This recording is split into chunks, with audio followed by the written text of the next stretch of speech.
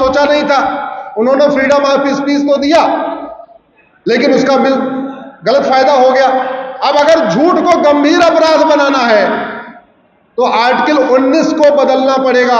Article 19 fundamental right है। Fundamental right बदलने के लिए अब की बार संविधान निर्माताओं ने हमें संस्था बनाने का अधिकार दिया। जैसे भारत विकास परिषद बना हुआ है, ऐसे बहुत सारे संगठन बने हुए हैं। आर्टिकल 19 में कहा आप अपनी एसोसिएशन बना सकते हैं, लेकिन उस एसोसिएशन के आड़ में पीएफआई बन गया, उस एसोसिएशन की आड़ में सिमी बन गया। ये सिमी और पीएफआई बनने का मिलना चाहिए क्या? संविधान निर्माताओं ने कभी सोचा नहीं था कि हम एसोसिएशन फॉर्म करने का अधिकार जो दे रहे हैं उसमें पीएफआई बनेगा, सिमी बनेगा। देश विरोधी संगठन बंद हो, कंप्लीट बैन हो, उस पर परमानेंट बैन करने के लिए आर्टिकल 19 को बदलना पड़ेगा। आर्टिकल 19 फंडामेंटल राइट है, इसलिए कितना चाहिए लोकसभा में? 400 पार। पूरी दुनिया में हाई टेक्नोलॉजी आ चुकी है। झूठ पकड़ने के लिए नार्को पॉलीग्राफ ब्रेन मैपिंग कानून बन चुके हैं, लेकिन भारत में नहीं बन सकता। आर्टिकल 20 इसको बनने से रोकता है। अब हम चाहते हैं कि झूठ जल्दी जल्दी पकड़ी जाए, झूठ बनाने पे गंभीर अपराध हो। आर्टिकल 20 बदलना पड़ेगा, तब जाके नार्को पॉलीग्राफ ब्रेन मैपिंग कानून बन पाएगा। भारत में विदेशी शिक्षा चल रही है। मुगलों ने जो स्कूल खोले थे आज भी चल रहे हैं, और उस मुगलों के स्कूल में क्या पढ़ाया जाता है? होली मनाना हराम, दिवाली मनाना हराम, वंदे मातरम बोलना हराम, माता पिता का पैर छूना हराम। भारत में सबसे पहले जरूरत है भारत में यूनिफॉर्म एजुकेशन की। 10वीं तक सबकी किताब एक होनी चाहिए। 10वीं तक केवल और केवल भारतीय संस्कृति का ज्ञान होना चाहिए, भारतीय परंपरा पढ़ाना चाहिए, भारतीय पुस्तक पढ़ानी चाहिए। उसके लिए आर्टिकल 21A को बदलना पड़ेगा। 21 फंडामेंटल राइट है, इसलिए अब की बार। लेकिन ये 400 पार तब होगा जब वोट करोगे भैया। वोट करते नहीं है, 400 पार करा रहे। वोट तो देना पड़ेगा ना, सब चाहिए। चाहते हैं गुलामी का नाम भी खत्म। आदरणीय महेश शर्मा जी आए हुए भाई साहब, नोएडा में 52%, 47%, जहां एशिया का सबसे बड़ा इंटरनेशनल एयरपोर्ट बन रहा है, जहां पूरी दुनिया के लोग आने वाले हैं, जहां जिस नोएडा का पूरे दुनिया में नाम है, अगर दुनिया वालों को पता चल जाएगा 47% होगा, 47% वोटिंग हुई है, क्या सोचेंगे? बदनामी हो जाएगी नोएडा की, छोड़ो भारत की बदनामी होगी। कितने पढ़े लिखे लोग 47% वोटिंग कर रहे हैं। अगर हम चाहते हैं कि भारत में एक जुडिशियल चार्टर हो, जजों की मनमानी रुके, ये जो लंबी लंबी तारीख देते हैं 6-6 महीने, ये खत्म हो। भाई हमारे पास जुडिशियल सिस्टम था चाणक्य का, जस्टिस विद इन मंथ था। हमारे पास जुडिशियल सिस्टम था छत्रपति शिवाजी महाराज का, जस्टिस विद इन मंथ था। हमारे पास जुडिशियल सिस्टम राजा विक्रमादित्य का, जस्टिस विद इन मंथ था। हमारे पास जुडिशियल सिस्टम अहिल्याबाई होलकर का, जस्टिस विद इन मंथ था। हम जस्टिस विद इन ईयर भी नहीं कर पा रहे हैं क्या? एकदम हो सकता है।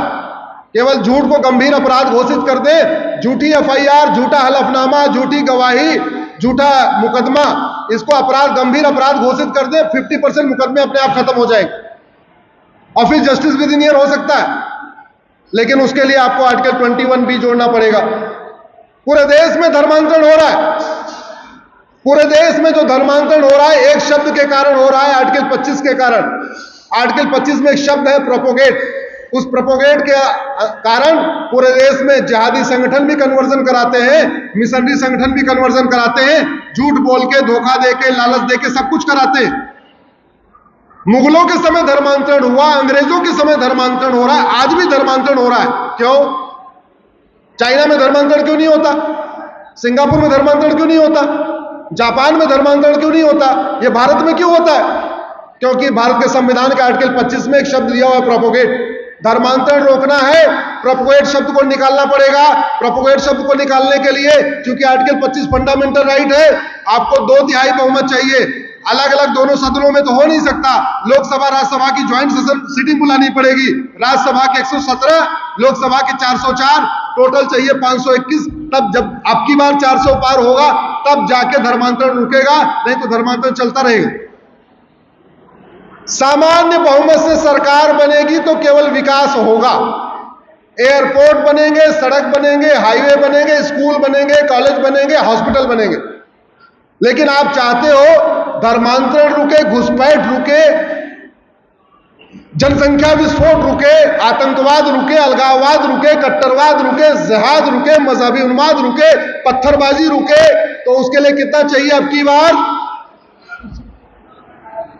इस देश में तुष्टीकरण का मूल कारण है आर्टिकल 30। माइनॉरिटी डिफाइन नहीं है कौन है माइनॉरिटी। 1% वाला माइनॉरिटी कि 2% वाला माइनॉरिटी कि 3% वाला minority. Minority commission, minority affair ministry, करोड़ों का बजट। अगर हम चाहते हैं अपीजमेंट पॉलिटिक्स खत्म हो तो हमें आर्टिकल 30 को बदलना पड़ेगा। हम चाहते हैं कि भारत में सब लोग अपने नागरिक धर्म का पालन करें, तो उसके लिए फंडामेंटल ड्यूटी को पनिशेबल बनाना पड़ेगा। माननीय शर्मा जी दोबारा संसद में जाने वाले हैं। फंडामेंटल ड्यूटी आर्टिकल 51 में लिखा हुआ है, भारत को मानना है, वंदे मातरम को मानना है, राष्ट्रीय गान को मानना, झंडे को मानना, साइंटिफिक टेम्पर डेवलप करना, ये करना, फंडामेंटल ड्यूटी लिखी हुई है। लेकिन नहीं माने तो कुछ नहीं, मतलब लोगों पे छोड़ दिया गया है। भारत को मानो तो भी ठीक और भारत को न मानो तो भी ठीक। अपना नैतिक कर्तव्य मानो तो भी ठीक, अपना न मानो तो भी ठीक।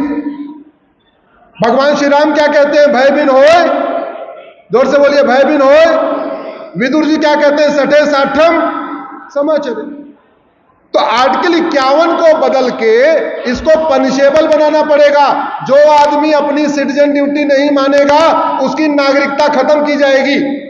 जो भारत को न माने, भारत की संस्कृति को न माने, भारत की परंपरा को न माने, भारत के ज्ञान विज्ञान को न माने, वसुधैव कुटुंबकम को न माने, नारी तो नारायणी को न माने, सर्वमंगल मांगल्य को न माने, उसकी नागरिकता खत्म होगी। नागरिकता खत्म करने के लिए आर्टिकल 51A को बदलना पड़ेगा। आर्टिकल 51A फंडामेंटल ड्यूटी है, 2/3 बहुमत चाहिए। राज्यसभा में 400, केवल 117 है, तो लोकसभा में कितना चाहिए? 400।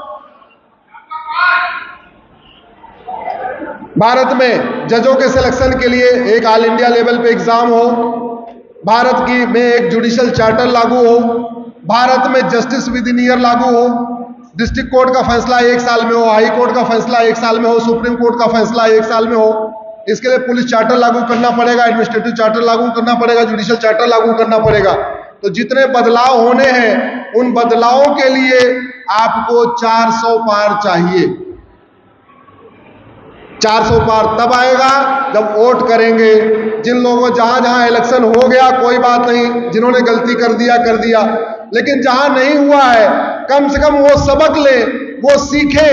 क्यों चाहिए 400 पार? 400 पार कोई नारा नहीं है, 400 पार जरूरत है। 400 पार होगा, धर्मांतरण रुकेगा, घुसपैठ रुकेगी, जनसंख्या विस्फोट रुकेगा।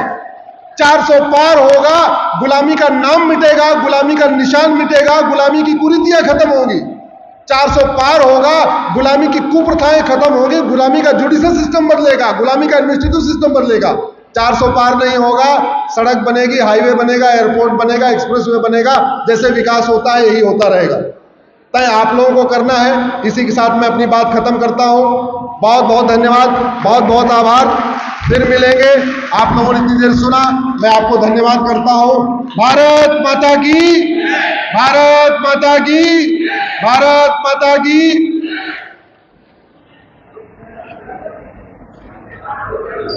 धन्यवाद भाई साहब।